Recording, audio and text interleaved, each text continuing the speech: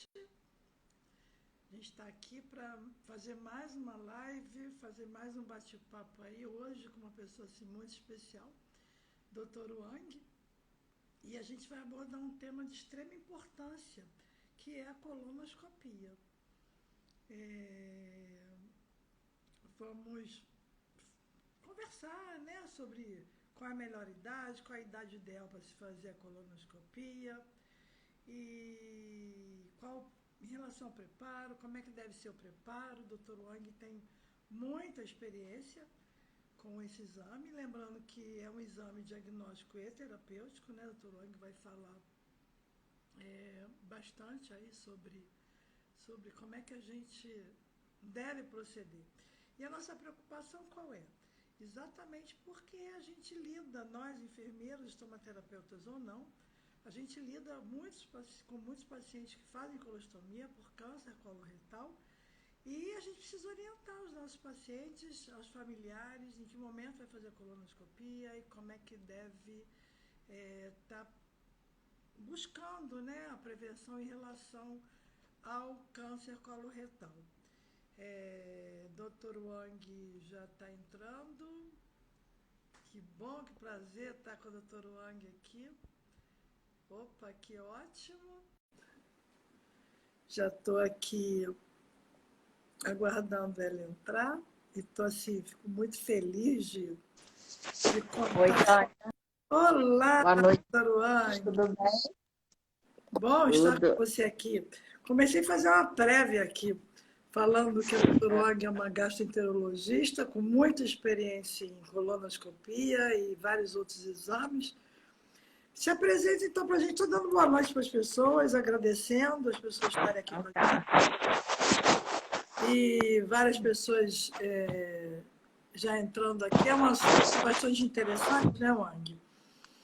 Uhum. E eu estava explicando aqui, antes de você entrar, que nós, enfermeiros, estomaterapeutas ou não, é extremamente importante estarmos mais familiarizados com a colonoscopia, porque a gente está sempre vendo pacientes com colostomia, pacientes com ileostomia, e alguns desses pacientes tiveram câncer coloretal e a gente precisa orientá-los, orientar os familiares ao momento de fazer colonoscopia, falar sobre a colonoscopia, a importância da prevenção do câncer coloretal. E aí acho que não teria uma pessoa melhor, mais indicada para falar sobre a colonoscopia.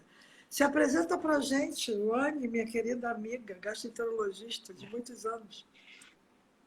Obrigada. Queria agradecer, Tânia, pelo convite. Boa noite. Muito bom estar com vocês aqui. A Tânia me fez esse convite para que é uma coisa assim bem informal, né? Isso. Mais um bate-papo do que aquela aula chata, a gente tirar aquelas dúvidas que a gente tem, né? E ela pediu para falar sobre colonoscopia. Eu sou gastroenterologista, eu trabalho no serviço de endoscopia lá do Fundão e no Hospital de Ipanema também, né? Então, essa vivência da colonoscopia, assim, uma grande parte do que a gente tem dos procedimentos, a gente não tem o auxílio, eu não sei qual é o público que está, a maioria é enfermeira, tem Enfermeiros, estudantes, técnicos de enfermagem. estudantes, né? Nossos também. E, Já percebi que na verdade, mais uma... os métodos endoscópicos adquiriram uma importância assim, cada vez maior, por ser um procedimento minimamente invasivo, que vai permitir para a gente não só o diagnóstico e cada vez mais a terapêutica endoscópica, né? Que é um procedimento mais tranquilo, né? E com menos, vamos dizer assim, menos morbidade, menos invasivo, né? E para a gente, eu acho que uma coisa muito importante para a gente falar, né? O que a colonoscopia pode dar para a gente, o que a gente precisa fazer para a gente ter um bom exame, né? Uma coisa assim multidisciplinar que a gente precisa da ajuda da enfermagem, não só no ato pré, né? Como no ato per e pós. né? Então, é uma interação muito próxima que a gente tem da equipe médica com a enfermagem, assim, vamos dizer, a gente brinca que se você tem um bom auxiliar, uma boa pessoa que dê uma boa estrutura, trabalhe junto com a gente, é essencial para ter um bom exame. Né? Então, a gente vai começar falando da colonoscopia, né? Ela, atualmente, ela é utilizada para diversas indicações, né? Então, desde o diagnóstico e rastreio de tumores, como terapêuticas assim de pós-cirúrgicas, né? Ressecções de lesões, auxílio do próprio cirurgião para localizar algumas lesões. Então, ela permite a gente várias formas, né, de tratar o paciente e de auxiliar o cirurgião também. Então, antes de mais nada, o que a gente precisa de uma boa colonoscopia, vamos começar falando um pouco do preparo, né? O preparo do paciente para uma colonoscopia, a gente precisa observar vários aspectos, desde a idade do paciente, das queixas que o paciente apresenta, da capacidade desse paciente tolerar o preparo, né? Porque um preparo complicado, um preparo mal feito, é você perder tempo do doente e ainda poder levar a complicações graves do doente, que vai desde broncoaspiração, né? O doente pode broncoaspirar o preparo. Então, se você não tiver uma história clínica boa do paciente, o paciente tem queixa de suboclusão. Ele diz que isso é constipado crônico, come, distende, de uns tempos para cá ele come, distende. Você dá preparo de colo para ele, esse doente pode broncoaspirar em casa, não precisa nem chegar no local do dia do exame. Ou seja, a gente pode causar alguma morbidade para o doente já no preparo, né? E o preparo precisa ser bom, porque se você não tiver um bom preparo, você não tem um bom exame. O teu exame se torna inútil, né? Então, preparo de colo, normalmente, além de pesquisar essa história, a gente precisa adequar o preparo a cada tipo de paciente. Tipo, um paciente mais jovem, a gente não tem tantos problemas, tantos riscos. Um paciente com mais idade, muitas vezes a gente até recomenda que se faça o preparo internado.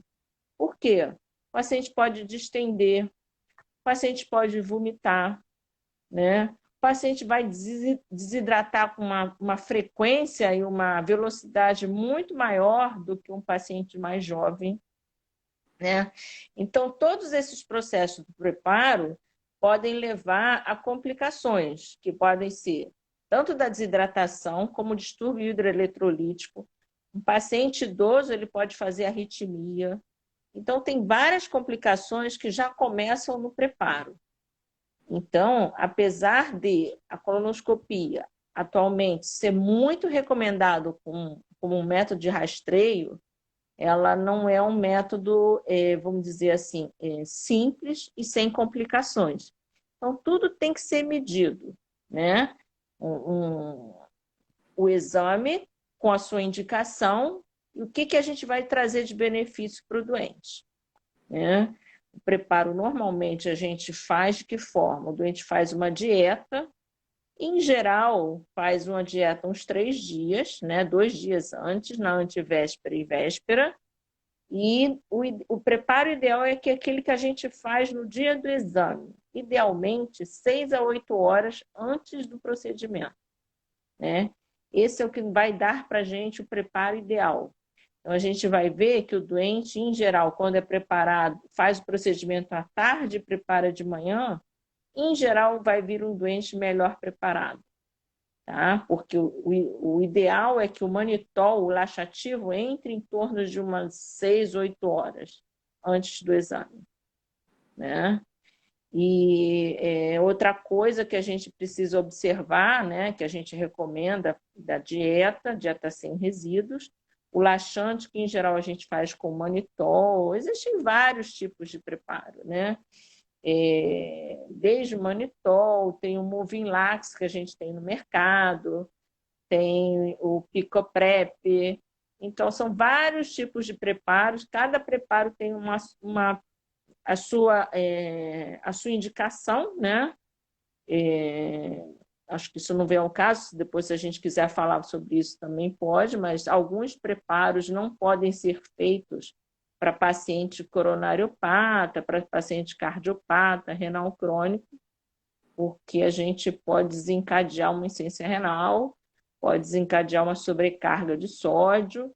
Então, alguns preparos a gente precisa se adequar a cada tipo de paciente, né? E depois do preparo, né, a gente precisa observar como é que esse preparo está correndo, né? O resíduo, né, a evacuação do paciente essencial. A gente vê o tipo de evacuação, que deve estar sempre líquido e não turvo. Claro, o ideal é que tivesse, a gente brinca, que tivesse fazendo xixi. O preparo ideal é o doente estar evacuando um líquido semelhante ao que ele está bebendo. É um líquido amarelado, claro, né? Quando o líquido está turvo, muitas vezes é porque ainda tem resíduo, né? Então, essa observação do tipo de evacuação é, assim, essencial para a gente ter um bom exame, né? A gente depois vai falar de rastreio, então a gente vai ver que cada vez mais esse preparo precisa ser bom, né? Então, a gente conversa. Alguém quer fazer alguma pergunta sobre preparo, para depois a gente passar para um. Isso vamos dizer assim, é a fase inicial do exame, é uma parte inicial do exame que é muito importante, a gente precisa dar uma atenção bastante intensa para a gente ter um bom exame, né? Wang, vou te interromper um pouquinho, aos pouquinhos a gente vai falando algumas coisas. Assim, eu sou mais velha que você, sou do tempo, que as pessoas reclamavam muito, né, do preparo, e isso, de certa forma, impedia ainda hoje, infelizmente ainda hoje, as pessoas evitam, algumas fogem, entre aspas, de fazer a colonoscopia por conta do preparo. Então, mas aquele exame horroroso, eu não quero fazer preparo. Hoje eu vejo que essas complicações que ocorriam já há alguns anos, hoje ocorrem com menor frequência, ou quase não ocorre, porque o preparo, eu creio que esteja de melhor qualidade, né? Os materiais, os líquidos e a própria qualidade, né? O cuidado, qualidade não falei a palavra correta, o próprio cuidado do profissional também faz com que esse paciente que vai se submeter a uma colonoscopia vá se sentir menos, não vai se sentir desconfortável, né? Você vê essa evolução, você vê que, de fato, há alguns anos a gente vivia isso com muito maior frequência e hoje as pessoas estão fazendo mais a colonoscopia e tem menos problema em relação ao preparo. Como é que você vê isso hoje, na atualidade? Então, na verdade, a gente não mudou muito o preparo em relação a gente. É que existem vários tipos de preparo. O preparo que no Brasil a grande maioria usa é o manitol, né? O manitol é um exame. A manitol é um líquido, né? Que na verdade ela tem um gosto muito doce e ela é enjoativa. Então, por isso que a maioria dos pacientes falam: o exame eu faço, doutora, mas o preparo, isso aí continua sendo essa. Atualmente, a gente tem umas outras opções, por exemplo, o Picoprep, que você, na verdade, você bebe um copo do laxante, tá? Mas você, em seguida do laxante, você tem que fazer 8 tomadas de algum líquido do seu agrado. Então, não fica tão ruim assim, né? Você tem que ter essa disciplina de tomar esse volume. O grande problema do preparo é a quantidade do líquido que você tem que beber. que, em geral, vai chegar a uns 2,5, 3 litros de uma vez só. Isso é uma outra coisa importante do preparo, que o laxativo, seja lá o que você for tomar, Moving-Lax, o Icoprep, o Manitol, você precisa tomar isso rápido. Se você tomar de forma lenta, é uma das coisas que a gente precisa pesquisar para o paciente quando o doente vem com preparo sujo. Aí você pergunta para o doente: o senhor tomou o preparo todo? Tomei, doutora. Aí ele fala. Aí se você vai esmiuçar isso, ele tomou aquele preparo ao longo do dia. Eu tomei devagar porque estava me enjoando. Isso não funciona. Isso não dá. Isso funciona como refresco. Não adiantou nada, né? Então, são detalhes da pesquisa, eu brinco com os residentes, né? Que a gente não deve... Se um doente veio com preparo ruim, você precisa pesquisar o preparo, como é que foi feito. Porque você não vai mandar o doente repetir o exame com o mesmo preparo, que é um erro assim que a gente vê com uma frequência muito grande. Se ele tomou tudo direitinho e está ruim, alguma coisa aconteceu. Ou ele fez uma dieta ruim, com muita fibra, não conseguiu limpar. Ou ele é um constipado crônico, eu preciso aumentar o volume do laxativo, ou eu posso aumentar os dias, né? O paciente que tolera mal o preparo, uma coisa que a gente pode fazer é fracionar o preparo, fazer em 2 dias. Isso já foi em vários estudos, mostram que melhora o preparo, né?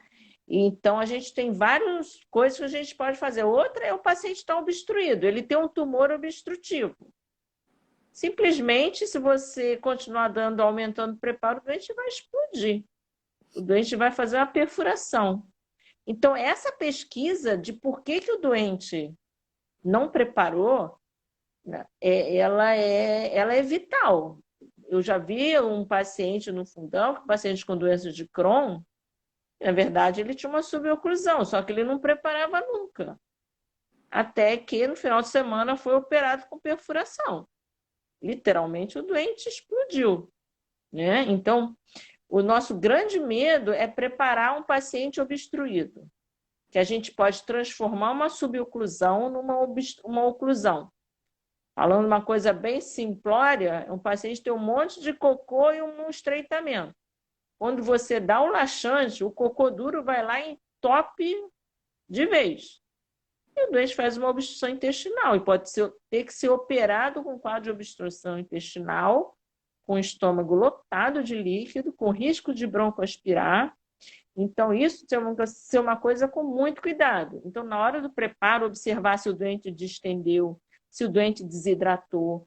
Isso são itens. E o doente que interna para preparar, doente com preparo internado, é essencial hidratação. De vez em quando a gente pega doente que vai fazer a colônia internado e desce sem acesso venoso, sem hidratação. Ora, bolas, isso não faz muito sentido. Se ele internou, é porque ele é idoso, ele tem um risco de desidratar, então esse doente precisa estar com soro. Todos os doentes que fazem preparo de colo vão desidratar, uns mais, outros menos, né? A gente vê isso bem característico, que tem desidratação, é que os anestesistas que não estão acostumados reclamam. Quando eles fazem propofol, o doente faz uma certa hipotensão. O doente, na verdade, está hipovolêmico, né? Então, manitol, preparo de colo é igual desidratação, né? A gente tem isso na cabeça, né? O doente fica seco. A queixa do doente é que a saliva, minha boca está colando. Essa é a queixa muito frequente, tá? Então, eu queria destacar essa atenção do preparo de colo para a gente não causar mal no paciente, né? Exatamente. Já no preparo. A professora Márcia Ruanes, ela está comentando exatamente isso. A importância da equipe de enfermagem, né, no pré-exame, durante o exame, exatamente como você falou no início, né? Precisa ter uma equipe de enfermagem preparada para ficar alerta quando alguma complicação ocorre, ou quando algum distúrbio poderá acontecer com esse paciente, sobretudo esse paciente idoso, né? Esse cuidado de uma enfermagem preparada é essencial, né? E eu vejo isso no Fundão, via no Fundão, e, de fato, a equipe de enfermagem tem que estar muito bem preparada. Agora, me fala uma coisa, Lang, a gente ontem, eu postei lá aqui no Instagram, né, em relação à indicação, ao momento ideal de se fazer colonoscopia, e você depois, conversando comigo, né, me alertou em relação à idade. E hoje eu assisti um pedacinho de uma live de uma outra profissional que, de novo, comentou em relação à idade, né? Do início, né, de se começar a fazer, mesmo sem nenhum sintoma, aos 45 anos de idade. Eu quero que você fale sobre isso. E a gente vê que até há pouco tempo era preconizado 50 anos de idade, né?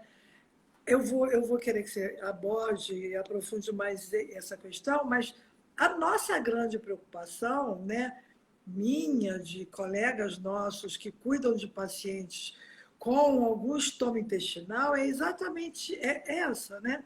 Que em muitas situações o profissional deixou de falar com os seus familiares que, olha, se tem caso de câncer na família, tem histórico familiar de câncer, precisa fazer colonoscopia. E algumas situações a gente vê meio que passar isso desapercebido, né? É uma preocupação que eu tenho, né? Daí eu quis te convidar e fico muito feliz, muito agradecida novamente por você estar se dispondo aqui, passar seu conhecimento e estar aqui com a gente durante uma hora falando sobre esse assunto. Fala um pouquinho para a gente, então, em relação ao momento ideal de se fazer colonoscopia. Fala para a gente um pouquinho, por favor. Então, esses métodos de rastreio são, na verdade, são estudos epidemiológicos, né? Então, eu sempre coloco que são duas coisas que a gente precisa pensar, né? O epidemiologista que faz, onde todas as recomendações, os guidelines, as recomendações americana, britânica, canadense, japonês. Então, são vários guidelines, várias recomendações que vários países fazem para a sua população. No Brasil, a gente segue muito a americana, né? Que é essa coisa preconizada inicialmente, você começar o rastreio com colonoscopia aos 50 anos, né? Isso é a recomendação que eu tinha te comentado com você. Essa é a recomendação que já vem de algum tempo, né? A colonoscopia demorou um pouco para entrar, justamente por ser um procedimento invasivo, para ser como escolhido como método de rastreio. Atualmente é aceito, né? Por uma grande parte dos países, né? Pelo fato da gente identificar lesões em colo direito, né? Que nos outros a retossigmoidoscopia não permite, né? Então, a grande maioria dos guidelines, principalmente os americanos, recomendam o rastreio iniciando aos 50 anos, com várias exceções, né? Dependendo da história familiar, dependendo da alguma síndrome genética, dependendo da presença de alguma doença, tipo doença inflamatória intestinal, essa idade vai variar. De uns tempos para cá, existe uma percepção, né, da identificação de tumores em pacientes mais jovens, né? E começou-se a discutir sobre algumas associações americanas falando sobre antecipar esse rastreio. Então, o grupo uma força-tarefa americana, que eles participam da grande maioria desses guidelines, eles acabou se recomendando uma antecipação desse rastreio na população que eles observam com uma incidência maior em câncer em paciente mais jovem, principalmente americano, paciente negro americano, Então, eles começaram a recomendar que essa idade fosse para 45 anos. Isso desde 2016, isso vem sendo discutido, né? E, assim, as últimas recomendações de adotar para 45 anos para especificamente esse grupo populacional, né? Mas a recomendação geral, a princípio, se mantém como 50 anos. Eu sei que muita gente aqui já está falando que tem que ser 45 anos. Aí eu acho que a gente tem que baixar a bola e pensar numa coisa. Quando um guideline fala, no guideline americano, quando ele fala que é um método de rastreio populacional, o guideline não é para soltar de qualquer jeito, porque isso tem implicação legal. Nos Estados Unidos, 50 anos, você recebe uma cartinha de que você precisa fazer uma colônia. Ele vai te agendar a colônia. Você pode não querer fazer. Eu sei disso que meu irmão mora lá e ele recebeu e ele foi e fez, né? Por quê? Porque se teu médico não te alertou que você precisa fazer uma colônia e você faz um tumor de colo com 52 anos, ele pode ser processado por isso. Então, quando você faz isso, você tem que oferecer, você tem que dar esse conhecimento para a pessoa. Aqui vamos dizer assim, vamos todos começar a rastrear aos 45 anos. Quem que vai fazer o rastreio de 45 anos? A gente, na verdade, a gente não tem programa nenhum, né? No Brasil, a SOBED, o pessoal tem um grupo que começou, na época, a doutora Angelita Gama, também numa época, começou a querer se discutir um programa de rastreio de câncer coloretal no Brasil. Isso custa dinheiro, isso custa profissional, não é só o médico que faz, custa o que a gente falou, precisa de uma pessoa que prepara, precisa ter todo um grupo para fazer essa assistência, né? Que a gente deveria, já que é um método de rastreio para populacional, que começa aos 45 anos, ora bolas, vamos ter que oferecer para a população inteira. E que, na verdade, é o que a gente não vê. A gente não tem programa nenhum, a gente faz um rastreio, é meio que salve-se quem puder. Aqui é uma confusão, né? Tem gente que faz colono todo ano para rastreio, esse em geral, muitas não têm indicação nenhuma de fazer colono todo ano, e tem os que não fazem nunca, só vão descobrir quando tem um tumor, só vão fazer a colono quando está com tumor avançado, né? Então, essas recomendações, eu acho que assim, elas devem ser individualizadas. Paciente com uma história familiar, por exemplo. Eu tenho alguém com uma história familiar que tem um pai que teve, ou a mãe que teve um câncer de colo aos 50 anos. Esse doente, a gente recomenda, isso já é mais ou menos consagrado, né? Você vai fazer o rastreio desse paciente 10 anos antes. Ou seja, essa pessoa vai começar a fazer o rastreio com 40 anos. Então, são casos assim que eu acho individualizados. Eu não sei se essa recomendação geral com 45 anos, vamos dizer, se vai mudar muita coisa, né? A gente não tem estudo para isso. Eu penso um pouco assim, em termos, agora mais do que nunca, o que a gente tem de dinheiro, o que a gente tem para oferecer para a população. Vou falar o método de rastreio canadense. Com certeza o Canadá tem mais dinheiro que a gente. O método de rastreio deles é sangue oculto. Sangue oculto anual na população. Atualmente a gente tem um método, né, imunoquímico, que é um método assim, mais fácil de ser feito, onde você faz anual ou bianual e colonoscopia naqueles que dão positivo, né? Então, esse é um método que você consegue atingir um grupo populacional muito maior e talvez você faça um rastreio com mais eficiência. Eu sei que eu estou falando contra, vamos dizer, um balde de água fria para minha especialidade, mas assim, falando de rastreio, eu acho que isso precisa ser pensado, né? E até porque a colonoscopia é um método que você, além do custo, você pode ter complicação. Exatamente. Você ficar fazendo, vamos dizer, tem doentes que têm um colo difícil. Você fazer um rastreio anual no paciente que tem colo difícil, a chance de ele perfurar o colo é muito maior do que ele ter câncer de colo. Exato. Né? Então, isso foi uma das coisas que a colonoscopia demorou para entrar no rol dos métodos indicados para rastreio. O rastreio não pode ser mais perigoso do que você está fazendo, né? E a outra coisa, atualmente, que a gente precisa pensar, a colonoscopia precisa ser bem feita.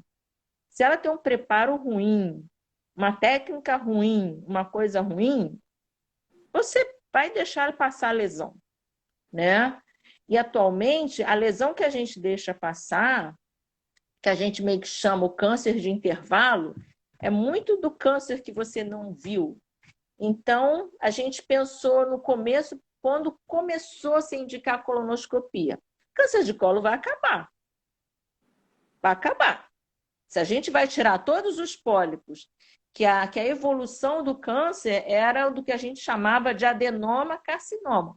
O doente tinha um pólipo, daqui a 5, 7 anos o pólipo dobrava, daqui a 5, 7 anos virava tumor. Né? Essa é o que a gente já conhecida evolução adenoma carcinoma. Pensando nesse raciocínio, o que a gente vê? O que a gente pensaria? Bom, daqui a alguns anos, câncer de colo não vai existir mais. Mas não foi isso que aconteceu, né? A gente, o que vê atualmente, tem outras vias de evolução para câncer, ou seja, o que a gente chama são as lesões pequenas, a gente chama das lesões planas, que, na verdade, ele aparece já como quase câncer. São lesões planas. Essas lesões são muito difíceis de ver. Você precisa ter um bom aparelho, você precisa ter um olho treinado e você precisa de um bom preparo, né? Se você faz um rastreio onde você não procura essas lesões, o rastreio perde um pouco o sentido. Você pode fazer todo ano e aparecer com câncer de colo, né? Então, tem várias coisas que a gente precisa pensar para fazer, tanto que quando essas recomendações todas que a gente fala, a pessoa faz coluna aos 50 anos, se não encontra nada, a coluna não foi bem feita, ele pode fazer daqui a 10 anos, 5 ou 10 anos. Mas a recomendação é de 10 anos, né? Aqui o que a gente não vê isso. A recomendação, quando você faz essa recomendação, o preparo tem que estar muito bom, né? Senão você não pode considerar essa coluna como rastreio. Aí, de repente, você faz daqui a um ano, porque o teu preparo foi ruim, né? E aí, olha o transtorno, olha a quantidade de gastos que você vai ter, né? Olha o custo disso. Custo é uma coisa que a gente raramente pensa, Mas tem que né? pensar, né? A gente pensa isso para o SUS, né?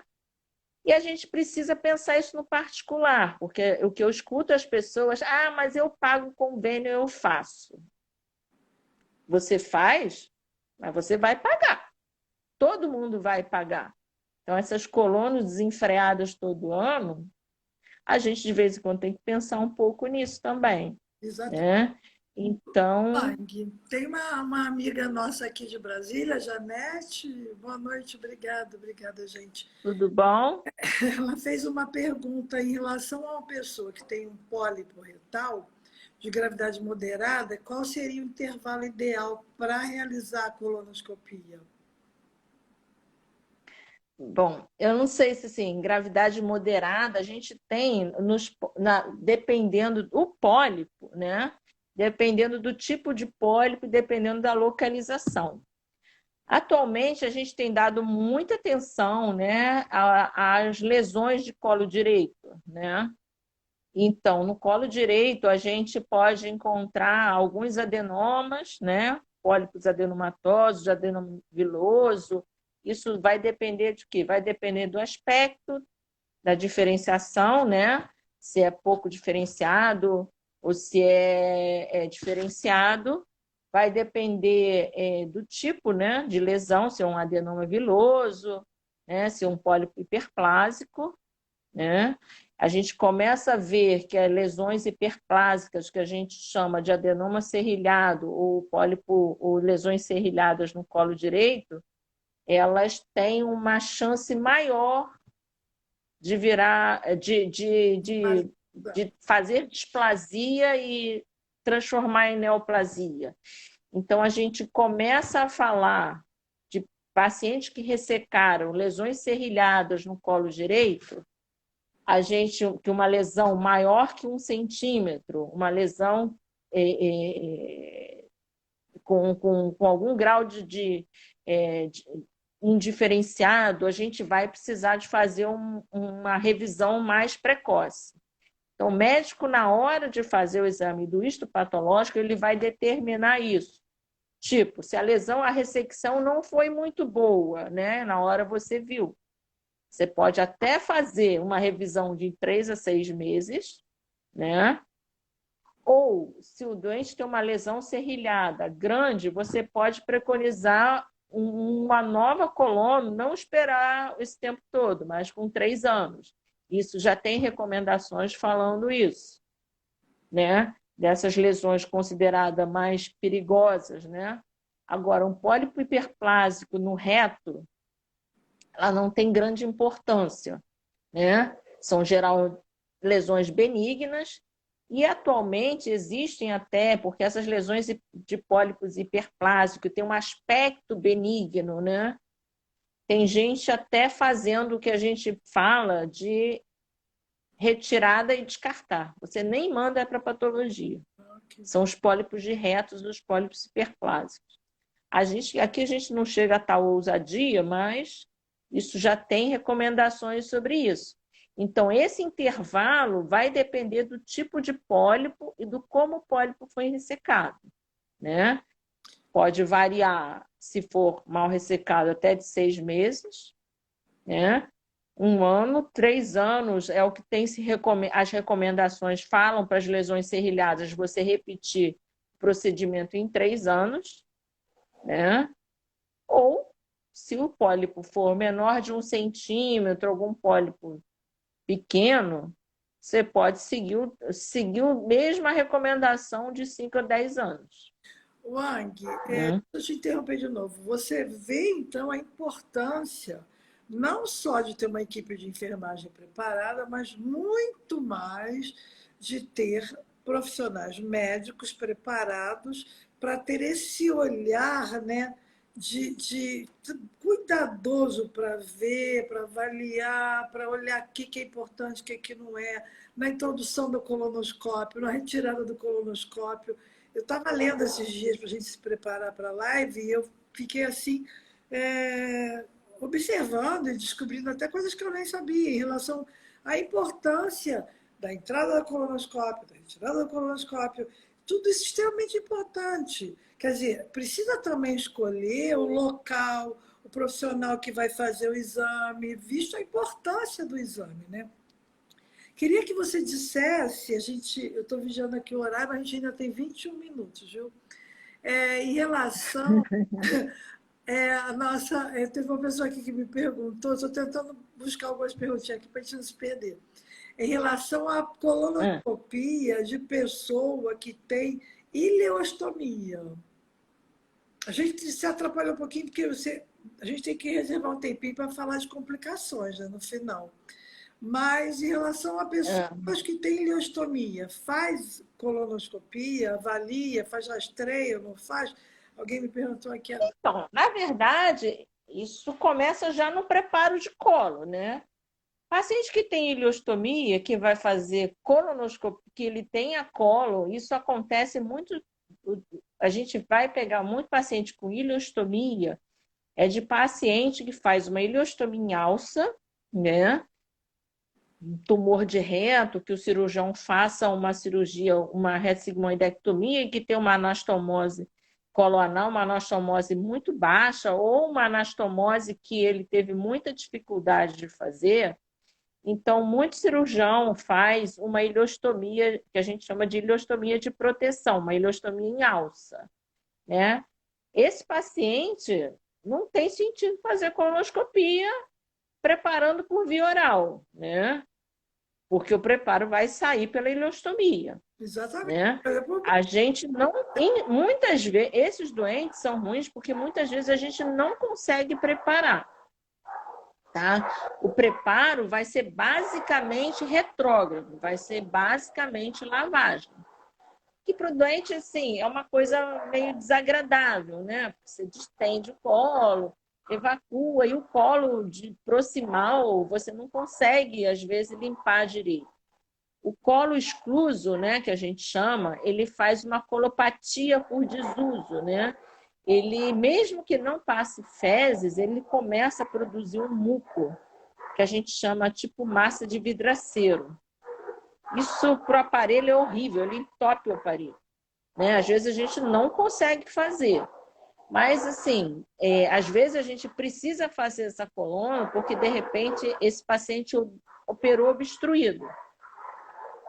Então, ele não concluiu a coluna, não tem uma coluna completa. Então, ele pode ter uma lesão sincrônica. Isso não é incomum o paciente ter um tumor no colo reto e ter um outro no colo direito, né? Isso tem uma frequência significativa, por isso que todo paciente que é diagnosticado com tumor de reto ou sigmoide que seja, a gente deve completar o exame justamente para identificar um tumor sincrônico, né? Porque se você vai operar o reto, se tiver um tumor no colo direito, opera tudo de uma vez, você não vai fazer em 2 tempos, né? E aí, nesse paciente, às vezes o preparo pode ser difícil. E lembrar, quem faz colonoscopia, a colonoscopia de um colo por excluso é de maior risco para perfurar. Que o colo já é fino. O colo excluso, a parede dele se torna fina e um pouquinho, sempre com um aspecto inflamado. Então, a chance de você perfurar um colo excluso é maior, né? Então, tem que ser feito com mais cuidado. E o preparo por via oral é totalmente inócuo. Aí, a outra tentativa que muita gente propõe, bota uma sondinha, acha a alça aferente para jogar o preparo pela outra boca da ileostomia.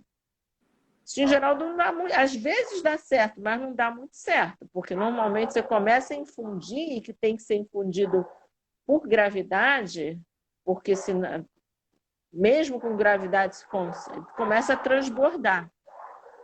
Você não consegue infundir de forma efetiva, em geral. Você pode tentar.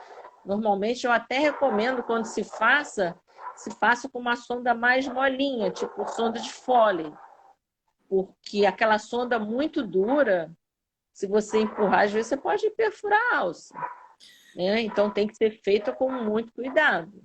Em geral, fazer sentindo, palpando com o dedo, né? Então, esse é o preparo, né, do paciente com ileostomia. Paciente que não tem colo, não tem indicação de fazer colonoscopia. Agora, e a colonoscopia, antes da gente falar sobre as complicações, a gente ainda tem 16 minutos. Espera aí que eu vou fechar. Posso fechar a janela, que esses cachorros lá foram pai. Eu quero perguntar para ela, pessoal, sobre o preparo. Desculpa. Nada, imagina. Wang, a colonoscopia que é indicada, e o que você acha de que forma deve ser feita, para a reconstrução do trânsito intestinal.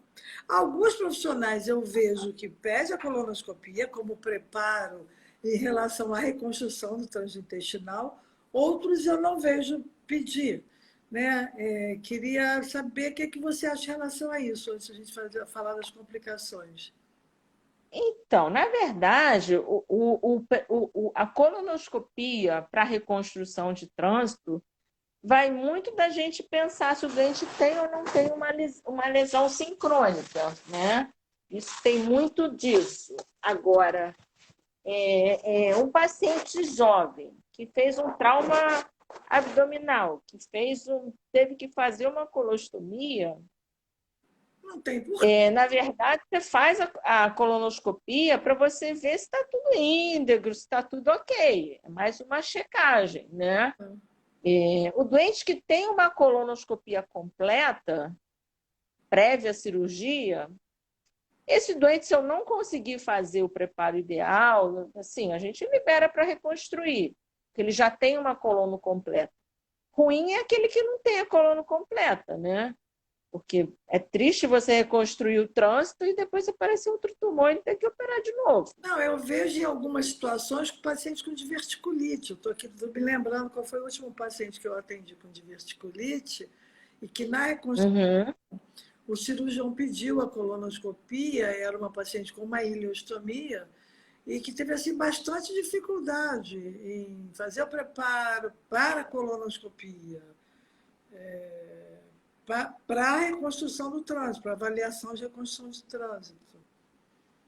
Então, na reconstrução de trânsito entra nisso, assim, paciente que fez uma complicação por doença diverticular, né? Se ela tem uma colonoscopia relativamente recente, anterior, que não tem nada, eu dispenso, né? Porque, na verdade, preparo de colo excluso não é uma coisa muito simples, né?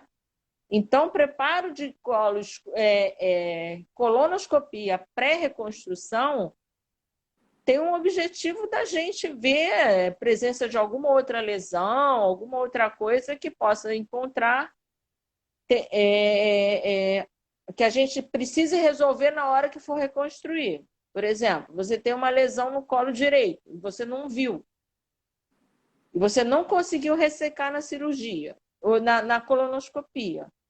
Quando você for abordar esse doente cirurgicamente, você precisa resolver isso, né? Se ele tem um tumor no seco e um no reto, o do reto ele tirou, mas no seco ele não viu. Você não vai reconstruir o trânsito do doente com outro tumor no outro lado, né? Vai ter que resolver. Então, na verdade, a colonoscopia tem esse fim, né? Então, aquilo que a gente falou, se você é um paciente com 20 e poucos anos, não tem motivo, assim, eu não vejo a colonoscopia pré como uma coisa assim essencial. O que a gente recomenda muito desses doentes que a gente não consegue fazer a colono pré-reconstrução é fazer uma colonoscopia precoce nos próximos 3 a 6 meses depois da reconstrução. Mas unicamente com a cabeça voltada de ter alguma lesão não vista. Sim. Deixa eu te fazer uma Mas por aí. Luang. Pacientes, pessoas que têm tumores de reto, mama, reto não, tiveram algum tumor de intestino e tem tumor diagnosticado de mama, útero, ovário, também deve ser preconizado a realização da colonoscopia, né? E com que periodicidade essa pessoa tem que ficar alerta para fazer a colonoscopia? Na verdade, o rastreio dela não muda. Ela tem indicação absoluta de fazer, porque faz parte de uma síndrome, principalmente nas mulheres, da associação de tumor ginecológico com tumor com câncer coloretal, né? Ela precisa de um bom rastreio. Se ela não for identificado nenhuma lesão, ela entra no programa normal. Ela não tem ela é uma doente que precisa muito do rastreio, sim. Ela tem uma indicação absoluta. Mas, assim, se você faz 1, 2 exames e não encontrar pólipo nenhum, não encontrar lesão nenhuma, ela não tem uma necessidade de fazer mais colonoscopia do que as outras pessoas. Né? Alguns grupos onde a gente tem uma periodicidade menor de fazer colonoscopia. Uma delas é a doença inflamatória intestinal, né? Paciente com pancolite, com retocolite, ou a própria colite, colite de Crohn, elas têm uma incidência maior de câncer coloretal e a periodicidade da colonoscopia para rastreio nesse doente é menor, é de 1 a 2 anos, a cada 1 a 2 anos. Né? Principalmente os pacientes que têm pancolite e têm colangite esclerosante. Esses doentes são de altíssimo risco, né? Esse doente, a gente acaba fazendo colonoscopia anual com receio de exatamente fazer, de doença, de deixar escapar algum tumor. A incidência deles é maior. Quanto aos câncer ginecológico, sim, paciente com câncer de mama, eu sempre peço colonoscopia, né? Paciente com qualquer câncer ginecológico, a gente faz parte desse rastreio dela. Agora, se ela vai fazer mais precocemente, com uma frequência maior, isso não tem uma recomendação fechada para isso, né? Sim, ok. Mas em Esses que aumentam. algumas situações, o que a gente observa é que às vezes escapa, né? O profissional que fez a retirada do tumor de mama não indicou, ou não indicou talvez com a veemência que deveria indicar para que a pessoa entenda que precisa fazer colonoscopia, né? E a pessoa passa 5 anos, 6, 7, 8, 10 anos e não, mano, não fiz, tá tudo bem e tal, e às vezes já passado até da idade que a gente recomenda que faça. Isso é uma preocupação minha. Outra preocupação é assim, é como eu falei no início, né? Minha e das minhas colegas enfermeiras, estomaterapeutas, que mais uma vez eu vou crescer, tem várias colegas aí, estomaterapeutas, vários professores, vários amigos, vários pacientes. Muito obrigada, gente. Alguns profissionais, alguns pacientes que fazem estoma, né, por câncer coloretal, e a gente vai cuidar do estoma, da colostomia ou da ileostomia, e eu sempre me preocupo em ficar perguntando para o familiar: vocês foram recomendados, né, para que façam colonoscopia? Quem são os filhos, os irmãos? E muitas vezes não foi recomendado, não foi falado nada. Isso é uma coisa que me preocupa bastante. Lá no fundão ainda ficava brincando, dizendo só: eu vou escrever aqui no seu prontuário porque eu estou recomendando, viu? Eu estou pedindo, de repente, foi falado, mas vocês não, né, alguém de repente não percebeu, não tem um local para fazer, mas a gente está repetindo o que precisa fazer. Isso é uma preocupação que eu tenho. Agora, Wang, fala um pouquinho, a gente ainda tem 8 minutos. Fala um pouquinho em relação às complicações possíveis, né, da colonoscopia, quais são as recomendações, local adequado, né, escolha do local adequado, não é para fazer colonoscopia com um suporte, né, enfim. Fala para mim um pouquinho sobre isso, fala para a gente.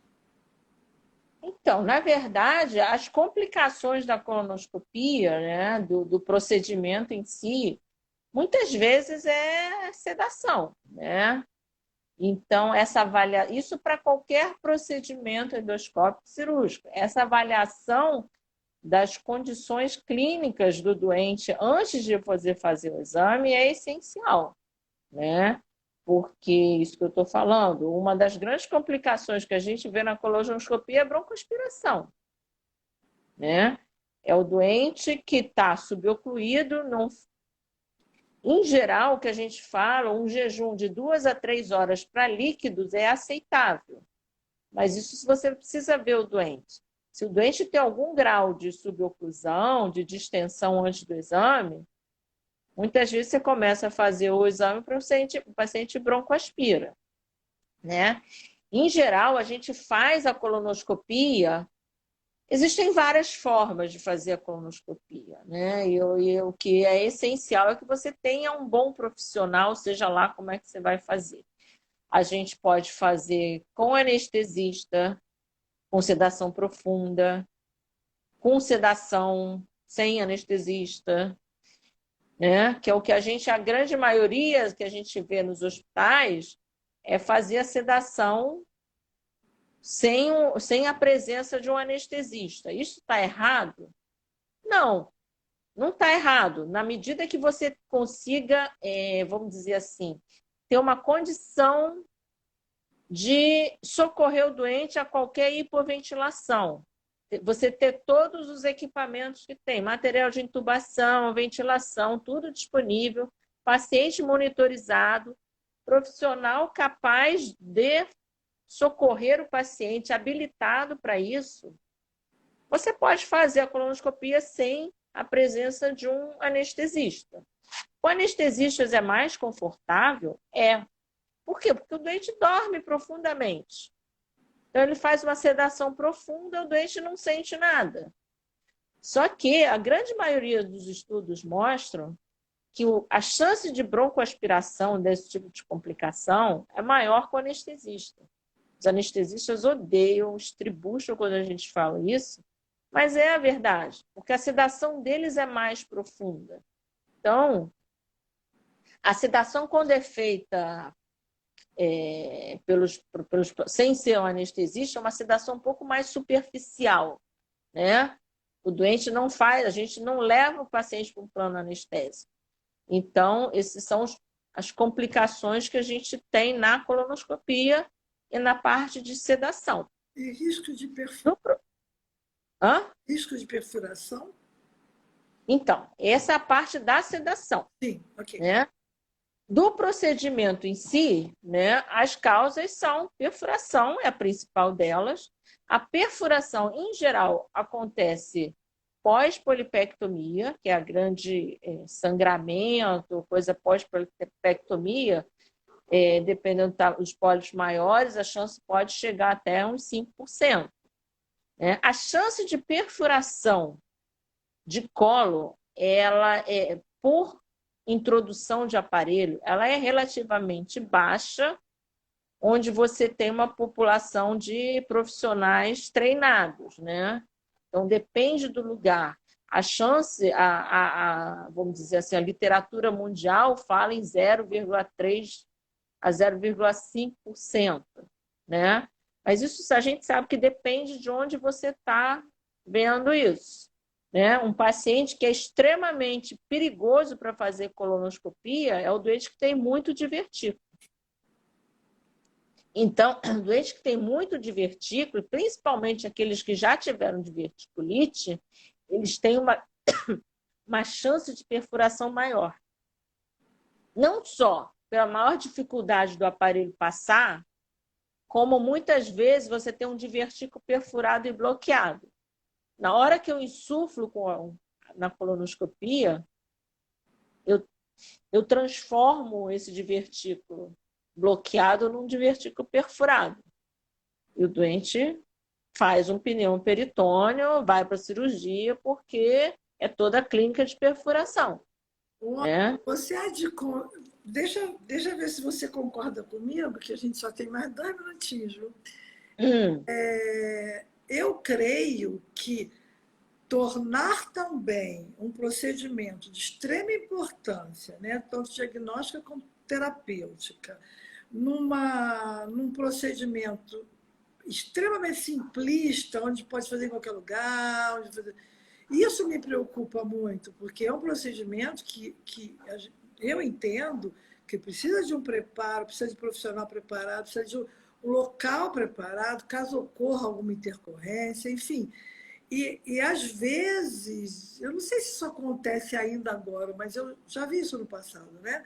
Alguns profissionais tornarem ou falarem do procedimento da colonoscopia, um procedimento tão simples que de repente não dá devida importância, entendeu? Isso é que de fato nos preocupa, né? Daí a gente acreditar que precisa de um local, de profissional preparado, de um local também preparado, né? A gente agora acho que só tem 1 minutinho, viu? Então, deixa eu falar em um... Fala, a gente está recebendo uma porção de parabéns aqui, muito obrigada, gente. Então, falar uma coisa rapidinha. Outra coisa da colono é pós-colono. Doente com dor abdominal pós-colono, você tem que dar toda atenção, mesmo que não seja nada. Isso evita processo. Isso evita um monte de coisa. Se o doente perfurou e você dá a comida, é uma coisa muito grave. Se você não deu comida, a gente pode resolver o do doente sem problemas. Então, doente com dor abdominal, não deixa embora, tem que dar atenção. Né? Isso é um recado assim, muito importante para a colonoscopia. Então, a gente tem atenção pré, atenção per e atenção pós. Isso é coisas importantíssimas para evitar complicações e para o problema, para o exame correr liso. Queria agradecer a presença de todos. Ter falado claramente que complicações podem ocorrer, né? Não, elas acontecem. Ocorrer, mas que vai ter seu cuidado total para que não ocorra. Se ocorrer, vai cuidar, né? Mas não é tornar uma coisa assim tão simplista a ponto da pessoa ficar perdida se alguma coisa aconteceu ou se ela está sentindo alguma coisa. Então, na verdade, a gente brinca, a técnica do avestruz não funciona. Então, quanto mais rápido você diagnosticar a sua complicação, melhor você vai resolver isso, tá? Porque se o dente está perfurado, você fingir que não vê, isso não vai resolver o problema. Avestruz não funciona. Né? Hã? A técnica do avestruz não funciona. Não funciona, porque vai aparecer. O teu rabo está lá do lado de fora. Né? Então, assim, essa é um outro recado. Doente com dor, espera, observa, mantém o doente. Né? Isso é uma coisa importante. Por isso é que não pode fazer em qualquer local, não pode ser feito num em qualquer local. Tem um né? trato necessário caso ocorra alguma intercorrência, né? O local que faz esse tipo de procedimento tem que ter um suporte. Pois é. Né? Pode não ser ali, mas tem que ter um suporte, nem que seja à distância, vai para um outro hospital. Então, isso é uma coisa a se pensar, do que fazer em qualquer canto. Tá bom? Espero ter ajudado. Muito obrigada. Muito. O que acontece quando acaba o tempo? Cai? Vai mostrar já aí, quando faltar um minutinho. Às vezes... Queria agradecer Não, gente... muitíssimo a você, Tônia. Obrigada por sempre me prestigiar.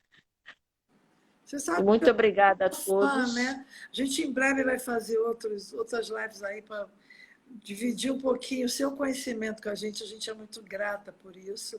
Gente, acho que a gente ainda tem um minutinho, né? Eu fico muito agradecida, doutor Wang. Doutor Wang é maravilhosa. Estou sempre buscando, quando eu tenho alguma dúvida, quando eu tenho algum probleminha, o Wang me ajuda, o Wang me socorre. E nós já nos conhecemos há muitos anos, sou sua fã. Muito obrigada mesmo por dividir o tempo com a gente. Você socorre meus doentes meio podres, assim, né? Assim. Tá bom? Muito obrigada a todos. Feliz quando você me convida para ver algum paciente. Fico feliz, me sinto muito lisonjeada. Vou continuar chamando. Muito obrigada. Gente, muito obrigada. Tá bom. Então, obrigada. Fica com Deus, tá? Boa noite a todos. Muito obrigada mesmo.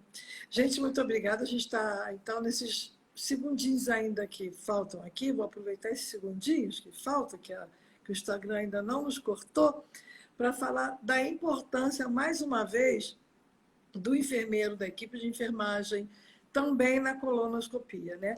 Não deu tempo da doutora Wang falar, mas eu estive lendo um pouquinho para poder fazer essa live com vocês hoje. Existe uma estimativa, agora triênio 2020, 2021, 2022, de 20 mil novos casos de câncer coloretal, tanto para homem quanto para mulher. Quer dizer, se a gente pode, né, fazer a prevenção, lançando mão de um exame de extrema importância, que é a colonoscopia, por que não? Esse medo não pode existir, né? Porque o preparo hoje é um preparo de qualidade, é um preparo onde a pessoa se sente confortável, né? E vai fazer um exame, vai fazer uma prevenção de um diagnóstico importante, porque a colonoscopia, tanto ela é diagnóstica quanto ela é terapêutica. Caso o profissional que está fazendo observe, né, durante o exame algum pólipo, alguma lesão, ele vai retirar essa lesão e essa lesão deixará de evoluir para um tumor, talvez, né?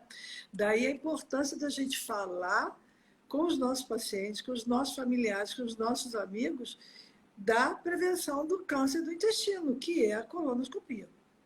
Quando a gente fala em saúde pública, a gente sabe das dificuldades, né, da saúde pública, do hospital público, fazer um rastreio. A gente sabe, o doutor Wang falou isso de forma assim, muito detalhada no início da live. Mas a gente também sabe que o paciente que tenha um plano de saúde, uma operadora de saúde que possibilite esta avaliação, essa prevenção, não tem por que não fazer, né? Precisa ficar atento, precisa estar atento para essa possibilidade, para esse cuidado. E a gente, quando fala em prevenção de câncer do intestino, prevenção do câncer coloretal, a gente tem que pensar em colonoscopia. Com os cuidados necessários, escolhendo o profissional necessário, fazendo o preparo pré-exame, com todo o cuidado, de acordo com a orientação do profissional que vai fazer, mas não é simplesmente para deixar para lá, ou para esquecer, ou para fugir, ou porque tem medo, né? Todo mundo precisa fazer, a partir de 50 anos. Fez 50 anos, parabéns, precisa fazer colonoscopia. E quando essa pessoa tem histórico familiar de câncer, ou da própria pessoa tem histórico familiar ou familiar, né, histórico pessoal de câncer ou histórico familiar, esse tempo precisa, às vezes, ser mais cedo, né? Como o doutor Wang falou ainda há pouco, né? Se uma pessoa teve câncer com 50 anos, apareceu a lesão com 50 anos, então seus filhos, a partir de 40 anos, precisam fazer colonoscopia, o rastreio para o câncer, né? E lembrando também, que a gente não teve tempo de falar, que alguns fatores são extremamente importantes quando a gente fala em fatores de risco. São aquelas pessoas que têm um consumo maior de carne vermelha, têm um consumo menor de alimentos ricos em fibras, têm um consumo maior de álcool e fumo e tabaco, tem uma história familiar já que compromete, e tem alguns cuidados, tem obesidade, enfim, alguns fatores de risco são importantes. Um outro ponto importante, antes da gente finalizar, é algumas coisas muito importantes que nós precisamos avaliar. Fezes com formatos diferentes, né? Fezes que, de repente, começam a sair finas, fezes, de repente, diarreicas. Se essa mudança do padrão evacuatório, se ela se perpetua, precisa investigar, né? Se essa mudança do padrão, se ocorre emagrecimento, se ocorre mudança do padrão evacuatório, conforme eu falei, isso é extremamente importante. Para isso, a gente precisa olhar nossas fezes, né? Então, deveria até ser proibido vaso sanitário de cor escura, porque isso vai dificultar a avaliação, né? Então, ainda assim, todo mundo de olho, todo mundo... Precisamos nos amar primeiro para depois cuidar do outro, cuidar dos nossos familiares, cuidar dos nossos pacientes. Então, a gente tem que ter um cuidado exatamente conosco, com a nossa saúde, né? Wang, muito obrigado, muitíssimo obrigado de novo. Te amo de monte, te amo, te amo, te amo. Você é uma excelente profissional, fico feliz de contar com você. Gente, muito obrigada, boa noite a todos. Fiquem com Deus, que Deus acompanhe a cada um de vocês, a cada um de nós, em todas as nossas atividades, em todas as nossas, no nosso dia a dia, no cuidado do outro, no amor, no cuidado que a gente dispensa, principalmente profissional médico, profissional de enfermagem. Vou me despedindo por aqui. O Instagram acho que esqueceu da gente, ele não está me cortando, mas eu acho que está no momento da gente finalizar. Muito obrigada mais uma vez, obrigada por todas as pessoas que nos prestigiaram, que assistiram a nossa live, que a gente teve a oportunidade de aprender um pouquinho mais hoje, né? Muito obrigada mesmo, que Deus abençoe a todos nós.